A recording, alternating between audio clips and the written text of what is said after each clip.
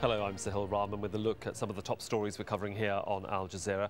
The Iraqi parliament is due to meet to discuss implementing a state of emergency, which has been requested by Prime Minister Nouri al-Maliki.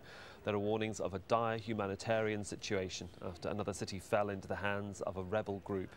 The Islamic State of Iraq and the Levant took control of Tikrit on Wednesday, just one day after they overran the country's second largest city of Mosul. Now, Imran Khan has more from the capital, Baghdad.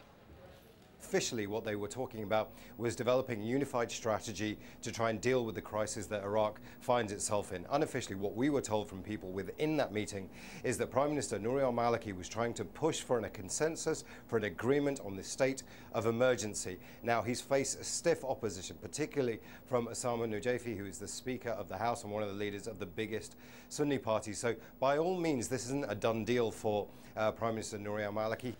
Now, the US has launched 2 drone strikes in North Waziristan, Pakistan. At least 16 people have been killed in the attacks, including reportedly some high-ranking Taliban commanders.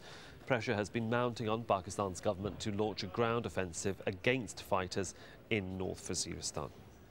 Now, the World Cup kicks off in Sao Paulo in a few hours, and there have been more threats of protests across Brazil ahead of the big event. Many people are unhappy over the billions spent on the tournament, while public services remain severely underfunded. The home side will be squaring off against Croatia in the opening match in Sao Paulo.